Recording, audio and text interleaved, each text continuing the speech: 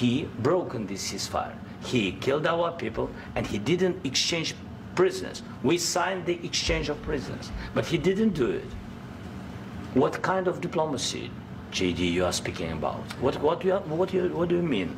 I'm talking about the kind of diplomacy that's going to end the destruction of your country. Yes, but if you Mr. President, with respect, I think it's disrespectful for you to come into the Oval Office and try to litigate this in front of the American media. Right now, you guys are going around and forcing conscripts to the front lines because you have manpower problems. You should be thanking the President for trying to bring an end to this conflict. Have you ever been to Ukraine that you say what problems we have? I have been to. Come once. I've actually watched and seen the stories, and I know what happens is you bring people, you bring them on a propaganda tour, Mr. President. Do you disagree that you've had problems bringing people into your military? And do you think that it's respectful to come to the Oval Office of the United States of America and attack the administration that is trying to prevent the destruction of your country?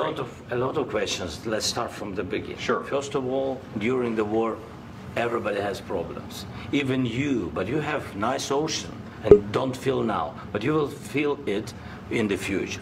God bless. You don't know that. God bless. You God bless. You will not have war. Don't tell us what we're going to feel.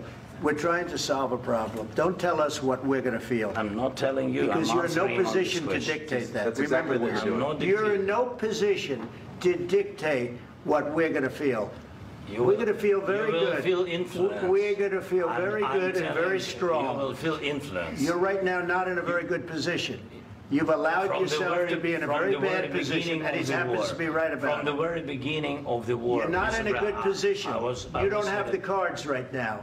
With us, you start having cards. Right now, you don't. You're playing cards.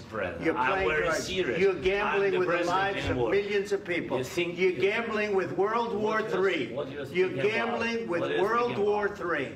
And what you're doing is very disrespectful to the country, this country, that's backed you far more than a lot of people said they should have. Have you said thank you once? This entire meeting?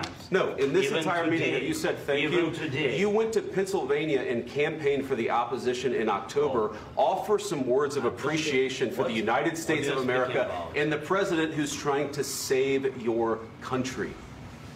Please, you think that if you will speak very loudly about the war, He's not speaking loudly. He's not speaking loudly. Your country's in big trouble. Can I Wait a minute. No, you've done a lot of talking.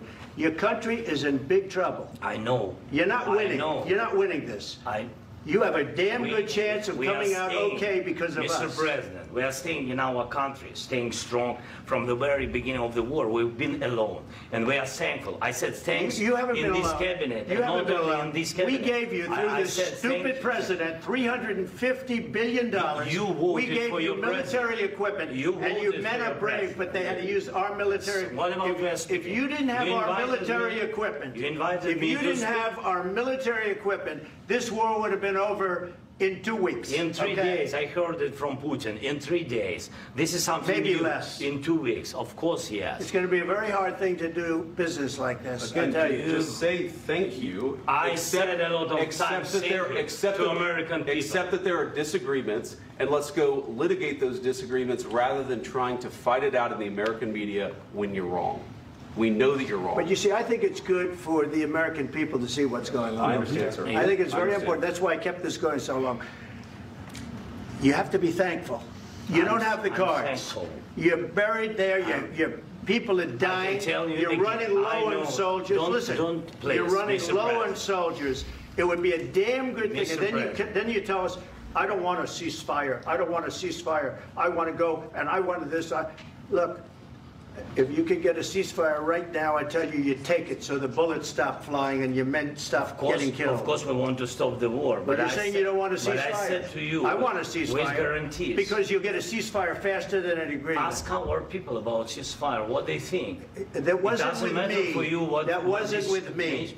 That was with a guy named Biden, who was not a smart person. That was with Obama. It was your president. Excuse me. That was with Obama, who gave you sheets, and I gave you javelins. Yes. I gave you the javelins to take out all those tanks.